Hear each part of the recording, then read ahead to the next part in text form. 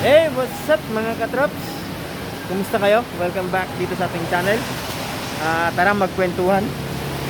Mga katropa, pag-usapan natin yung paano proseso ng pag-register ng inyong mga sasakyan, especially na sa mga motorsiklo. Ayun, lalo na't ngayon ay napakahigpit ng LTO at meron silang bagong batas na ipinatutupad. Yun, so kawawa na naman tayong mga nakamotor. So mga katropa, kung kayo ay balak mag-registro ng inyong mga motor, siguraduhin ninyong nasa standard lahat ang itsura ng inyong motor. Yun, para hindi na kayo bumagsak, kailangan nasa standard lahat. Kumbaga original na itsura niya. Ganun. So kamusta naman yung mga naka-shifter dyan? Yan, kawawa naman yan. Hindi yan papasa sa LTO standard. So yun, kailangan nyo ibalik yung stock na itsura ng motor. So pag kayo naman ay may mga ilaw-ilaw doon, no, sumusobra-sobra sa ilaw, mga LED, hindi na rin siya papasa mga katropa. So napakahigpit na ngayon. Di kailangan talaga stock lahat, ganun. At yung mga naka-rimset, halimbawa ay ang yung motor ay dating sa nakamag, tapos i-rimset mo, ay siguradong yun ay hindi na papasa. Yun. So paano nga ba ang proseso? Siyempre, kukuha kayo ng smoke test, insurance, at ipapa-inspect ninyo sa LTO. Ganun na sila kahigpit ngayon. So pag hindi pumasa sa inspection yung motor ninyo, ay hindi na makaka-rehistro. Kailangan nyo ibalik sa standard. Ewan ko ba, bakit ba nagkaganon ditong ating gobyerno? Sakit sa ulo. Lalo tayo pinahirapan. Motor pa rin naman ang itsura nung kahit ano pang nilagay doon, motor pa rin naman. Yan. So syempre may mga pinagbabawal sila, yung illegal modification, mga illegal pipe.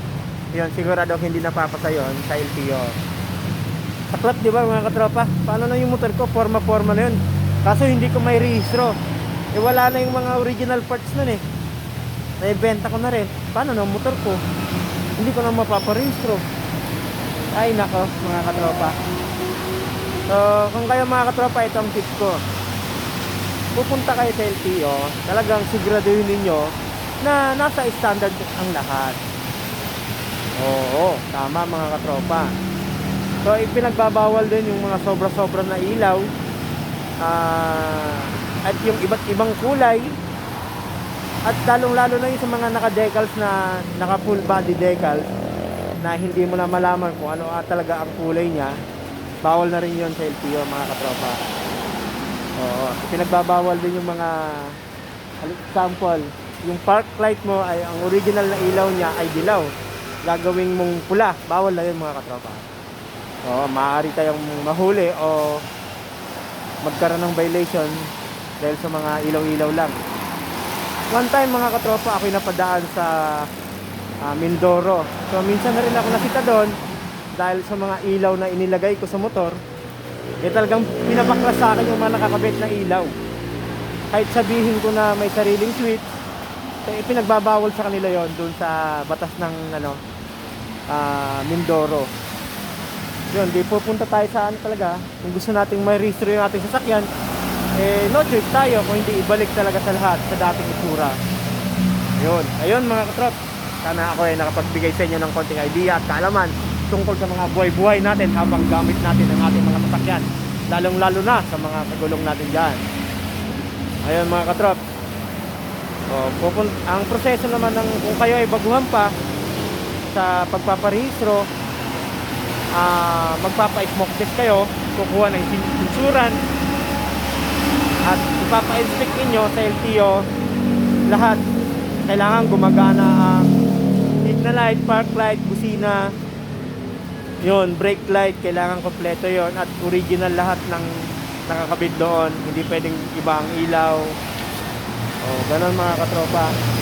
Tapos sa insurance naman, dapat sigurado kayo yun ay naka-authenticate o naka-upload sa system ng LTO para ma-process. Kasi pagka hindi yun naka-upload, hindi yun siya papasok sa system ng LTO. So ayun, Ayun mga katropa, sana kayo ay merong natutunan dito sa ating maiksing kwentuhan. Yun, ito nga pala, si Born to be Right. Peace!